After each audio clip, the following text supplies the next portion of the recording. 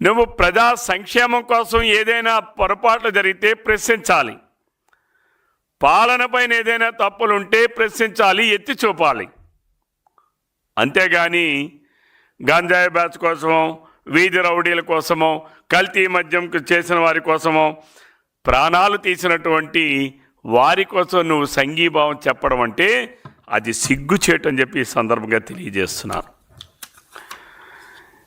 ఈరోజు నువ్వు చేస్తున్నటువంటి యాత్రలు కొంతమంది యువకులను రెచ్చగొట్టి వారికి మందిచ్చి వారికి గంజాయి ఇచ్చి బైకుల పైన ఫీట్లు చేయండి అని చెప్పి చేయిస్తున్నావే, ఇవన్నీ కూడా రేపు నీకు విషపు వృక్షాలుగా తయారై నీ మనుగడనే కాదు నీ ఉనికినే ప్రశ్నార్థకం చేస్తాయని చెప్పి ఈ సందర్భంగా తెలియజేస్తా ఉన్నాను.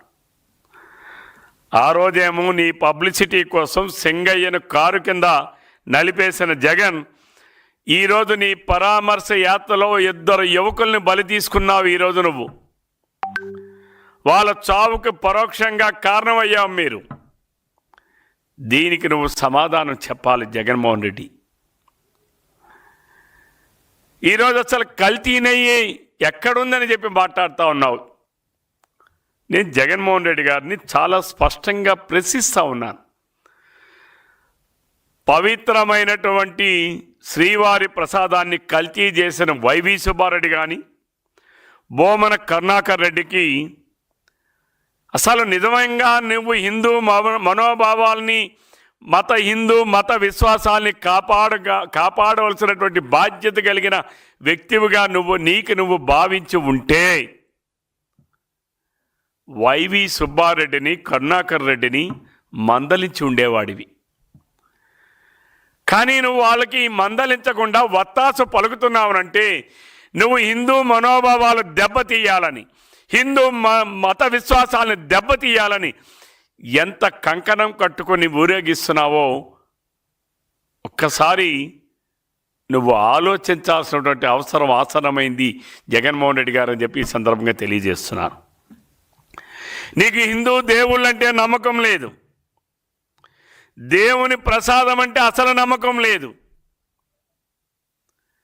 హిందూ దేవాలయాలకు వెళ్ళి ఎక్కడైనా తీర్థం ఇస్తే పక్కన పడేసినటువంటి జగన్మోహన్ రెడ్డి నువ్వు మా మత విశ్వాసాలని కాపాడపోయినా పర్లేదు, కానీ ఈరోజు నువ్వు మా ప్రసాదాల కోసం మాట్లాడుతూ ఉంటే దెయ్యాలు వేదాలు వల్లించినట్టుగా ఉన్నాయి జగన్మోహన్ రెడ్డి గారు అని చెప్పి ఈ సందర్భంగా తెలియజేస్తున్నాను. ఇది చాలా సిగ్గుచేటు.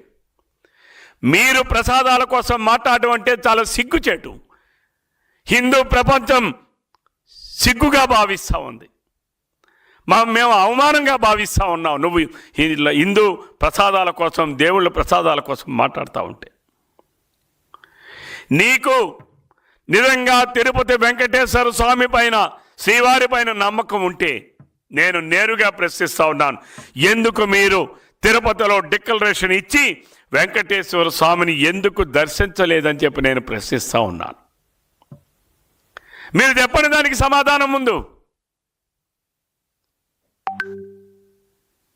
ఏ రోజైనా తిరుపతిలో వెంకటేశ్వర స్వామి పట్టు వస్త్రాలు సమర్పించాలంటే హిందూ సాంప్రదాయం ప్రకారం నీ సతీమణిని తీసుకొని మీరు ఎప్పుడైనా వెళ్ళారా, సందర్శించారా, పట్టు వస్త్రాలు సమర్పించారా అని చెప్పి నేరుగా మిమ్మల్ని నేను ప్రశ్నిస్తూ ఉన్నాను.